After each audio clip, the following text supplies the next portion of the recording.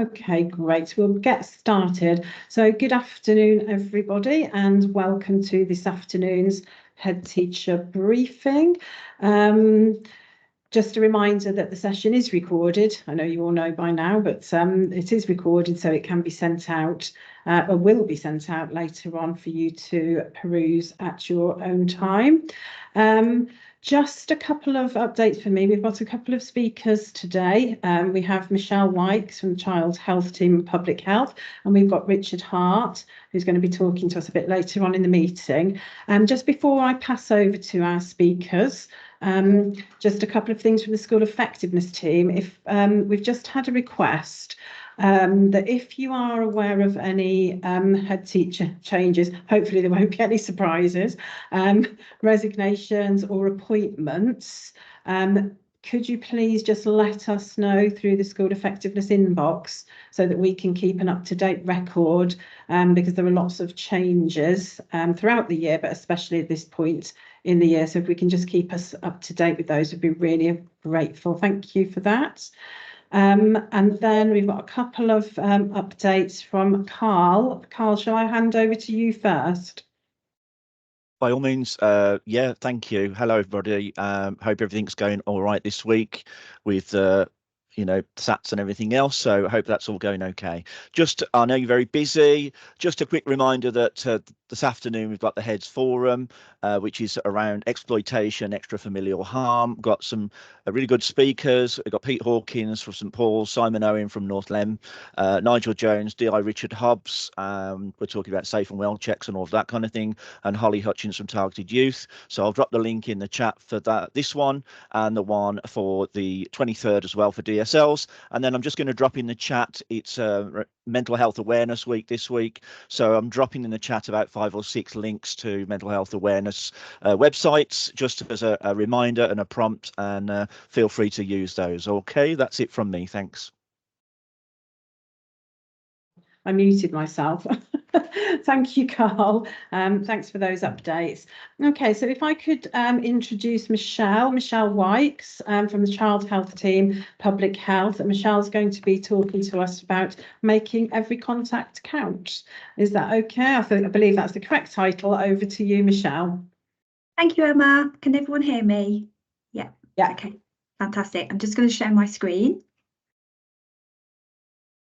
Everyone see my screen? Yep. Yeah, fantastic. Okay, so you'll be pleased to know I've only got 4 or 5 slides, so I'm not going to be here too long. But thank you for the introduction, Emma. My name is Michelle. I'm from Warwickshire County Council's Public Health Team with a focus on child health. And I'm here today to talk to you about a new Children and Young People Making Every Contact Count training course that's just been yeah, so I was just checking something that's just been launched. So yeah, so so I'm here today really just to tell you what it is, to promote, raise awareness of it, and ask for you guys to book on and to share with your staff, settings, and appropriate networks. So these are the aims and objectives, which are essentially the benefits of attending. So the actual aim of the new training course, which sits within the Warwickshire County Council's Learning and Development team, along with many other courses, is to support leaders and professionals to hold strength-based conversations with children and young people. To support children and young people to identify positive behaviours to benefit their health and well-being. And a huge one is to reduce escalation into services in the first place, to prevent ill health and obviously then disease in adulthood. So this is very much around early intervention, intervening early to avoid things from getting worse. So in terms of how this is going to be done, the course will cover what Making Every Contact Count is, which supports the opportunistic delivery of consistent and concise healthy lifestyle information. MEC is evidence-based. It was released in England in 2008 and is an approach to behaviour change that supports moments of day-to-day interactions that leaders and professionals can have with individuals to support in making those positive changes to their physical and mental health and well-being. The course supports the 5 ways to wellbeing, which evidence suggests there are 5 steps you can take to improve your mental health and wellbeing, which they're all here. Connect, keep learning, be active, give, take notice. The course covers increases confidence and techniques to discuss issues with children and young people, so providing confidence in having those actual structured conversations and how to do it, and covers or in orange here, the thematic areas around health and wellbeing. So it covers mental health, healthy relationships, smoking and vaping, getting moving, healthy weight, drugs and substance misuse, and then obviously then to signpost and refer as appropriate. This slide here just provides a little bit of context on professionals that would benefit from doing the training, which is why I'm here today. I'm just going to move on quickly so you can look at this after the training, after the session. Just moving quickly on to the actual sort of nuts and crannies of the actual course. The reason why this course has been developed is there was a gap. We've got a Making Every Contact Count training course for under 5s, which is our child accident prevention. We've got an adult enhanced MEC, but we've not got that 5 to 18s MEC. So that's what this does. It was identified at a workshop back in January 2022. So it was developed with learning development colleagues, healthy lifestyle commissioners, Child Friendly Warwickshire, we have education services on there. But most importantly, it was informed by young people as well. So we did lots of engagement and consulting just to make sure the course was appropriate and fit for purpose. It launched in February of this year. I don't know if Nicholas Chamberlain School is actually on this course today, but they were kind enough to actually run the first face-to-face MEC course within their school. So huge thank you out to them in being so accommodating. The school were really pivotal in providing those necessary improvements and tweaks to the course, the first course. And since then, we've had a further 4 courses that have been delivered and received positive feedback from delegates that attended. So huge thank you and shout out to Nicholas Chamberlain School.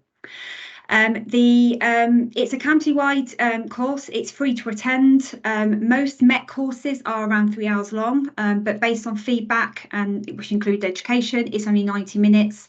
I know I only say 90 minutes, still a long time, but it's better than 3 hours. So we've got courses that take place between 3:30 and 5. If they're helpful, we've got various days, times that people can book onto. There's a total of 27 courses being ran across this year. We've got over 100 bookings already for the courses, so they are filling up quick.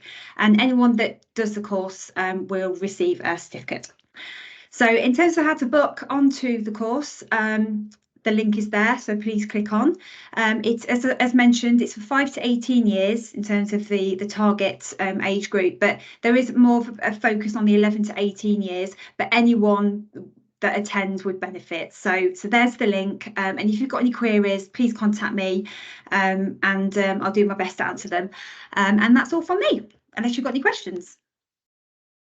That's lovely. Thank you, Michelle. That sounds really interesting. I like to ask a simple question. At the end on the last slide there, it had that some of the training is virtual or face-to-face. Is that any of them, or you get a choice of any session is virtual, you can attend virtually or face-to-face, or some are all virtual and some are all face-to-face? That's a really valid question. So yeah, that most of them are virtual. And there are a few that are face-to-face, but I suppose if people request a face-to-face, then it can be face-to-face. But I think just based on previous courses within learning development, virtual has been a lot more sort of accommodating for delegates, because it provides that flexibility. But yeah, really, you know, they're happy to work with whatever people want, to be fair. But I would say most of them are virtual. Great, that's great. And then just a reminder, colleagues, that we'll send out the slides afterwards. And as Michelle said, they seem to be booking up fast. So if it is something you're interested in, have a look as soon as possible and get booked on. Yeah, and just to say as well, we've actually had quite a few attendance officers from schools attend, just something I've picked up. So people that are working with, you know, children that, you know, if there's persistent absence or anything like that, we've had a few attendance officers attend the training course. So just sparking a little bit of interest or thought provoking. So I just thought I'd mention that.